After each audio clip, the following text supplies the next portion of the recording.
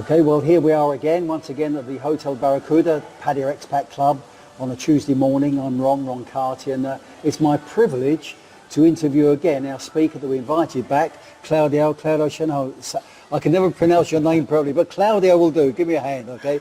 And I've got to say, from a personal point of view and the members' point of view, it's one of the most interesting talks. The subject is fascinating. So really, what was good, you started off with saying you'd like to, because this is the second time you've been with us. Yes. You said you'd like to put this talk into context. What did you actually mean by that? I meant that we are experiencing right now with this AI wave, we are experiencing a paradigm shift. You're right. But this is nothing new. We've experienced paradigm shifts since the Bronze Age. We went from the Bronze Age into the agricultural age, into the industrial age. And all of these usually created great opportunities for those that catch on early. Those early adopters, they all carved out an advantage. It's true. Well, you mentioned, and I'm going to talk about that in a moment, but you spoke about how people should really embrace this new technology in a more playful way. What did you mean by that?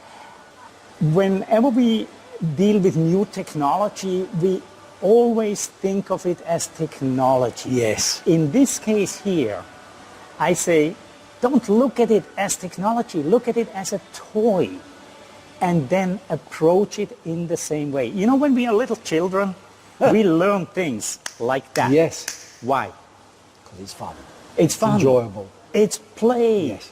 And that's what I think is the mindset that we can apply to learning ChatGPT, to learning about these new tools that are coming out and really enrich our lives in a tremendous way. It's true. Well, on this, following your last talk, I played with it, but I enjoyed teasing it, you know, talking to it like a person. I had some fun with it, so I know exactly what you're talking about. Excellent, okay. And then one of the things as well, you then moved away from that and you spoke about units of knowledge, this exponential growth that mankind has been through. Yep. To me, this is so profound. When I learned about this research, and the research, the model is basically saying that we doubled our knowledge in an exponential way. It first took 1,500 years from 180 until about 1,500 for knowledge to double. In 1,500, we thought we have something like 9 elements. Interesting, eh? Very limited. Yes. But then it started to get faster and faster. The next doubling only took 250 years. Then it took 150 years, 50 years. Whoa. Then it went down to 10, 7, 6, and that's when it stopped in 1973, that research. But since 1973, we've doubled and doubled and doubled. We are now at the level where you can almost say it's infinite. It's true, and we can see that in our own lifetime now, how things have changed totally, all right? Unbelievable. And then you mentioned this before, but I'm going to. One of the things I found interesting, you said that there's always those who embrace new technology rather than reject it. Yes. And please enhance that a little bit. It's very clear. If you look in history, every time you have new technologies coming out that are paradigm shifting technologies, those who embrace those first and start to use them, they have a clear advantage. Yes. If you started to use PCs in 1984, 85, you have, still today, you have a distinct advantage. Yes. Right? So that's the same with AI. If you start to embrace it now, you will have an advantage in the future.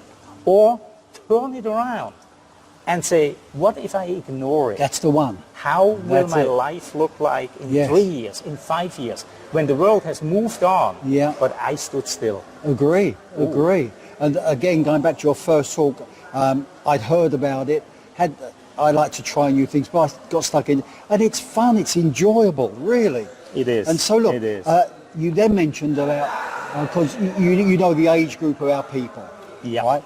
And I believe you phrased it correctly. The three things to get involved. So would you like, because a lot of our group are of the same age and mentality, so if you'd like to share that with everybody. Three steps. There are three things that I think everybody can take at this moment right now. And the first one is to learn about this technology, to learn what is it about, what are the tools out there, and once you understand the landscape, then really start to play with it. That's the one. Start to play, and become friendly with ChatGPT, right? And then the next one is to start using it in your own life, whether that is for meal planning or travel planning or creating images, or, I mean, the list is going on. I listed 10 use cases. You did. And I could have listed 100. Yes. But what was fascinating, the image, the new images, today's talk was fascinating and interesting and useful for everybody, without question, okay? Thank you. What have we got? Okay, so, then you said, but you put a caveat in there, okay? You can look for this, you can look for that, you can answer, but your caveat was, it knows everything, but it knows nothing. Would you like to explain what you meant by that? It appears that it has vast knowledge, right? And so that's when we think about, oh, there must be this huge database that has all of that knowledge and all of that data in there. But no, it's a language model.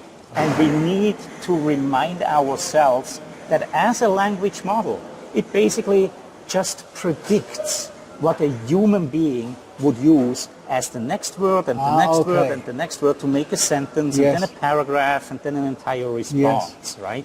Yeah, interesting. So good there. But really, and I'm going to, because of our time, okay, but what's your final recommendations, not just to the Expat Club, but all of the people that share this, that we share with on the internet? What's your final recommendation? If you have not yet played with ChatGPT, that would be the first step. So open up your browser, go to ChatGPT, and if you've never played with it, just say, it's true. Hey, I'm new here, what can you do for me? Yeah. How is this? And ask it the questions like you would ask Ron or me. That's it.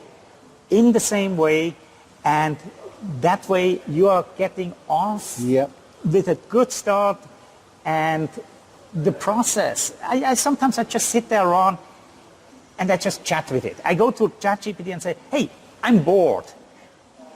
Well, Claire, I'm glad because I've tried that as well myself. It's true. Yeah, well let's start with a joke, right?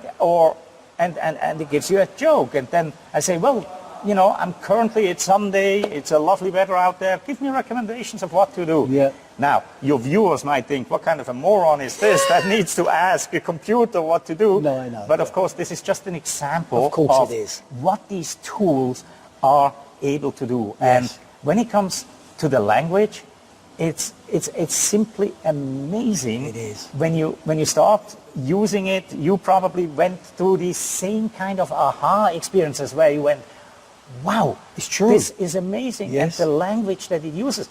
And sometimes when I generate text, I have it generate the text, and I say, now write this in the voice of, and then put in a well-known person, let's say Steve Jobs or Donald Trump or whatever. And then you see the same response that it gave originally in different words. Well, thank you for that. I haven't tried that one. Thank you very much for that one. I did it once with a very funny example. I said, bananas. Yes. Tell me about them in the voice of Arnold Schwarzenegger. No, is that right? And then when I read it, you heard his voice. Arnie's voice. And I said, okay, now write the same thing in the voice of Steve Jobs.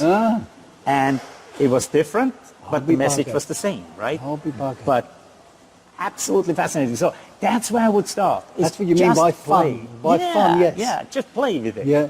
No, brilliant. Well, look, on behalf of the Expat Club, personally, I'd like to thank you for coming along. True pleasure, always. And really, as always, we like to give our speakers, okay, so thank you. The audience, please give a hand, okay? Thank you, okay, thank you. This is his certificate, and we look forward to seeing everybody every Tuesday at the Expat Club, at the Hotel Barracuda. See you all later, and thanks again. Bye now. Bloody brilliant. Real pleasure, really pleasure, Ron.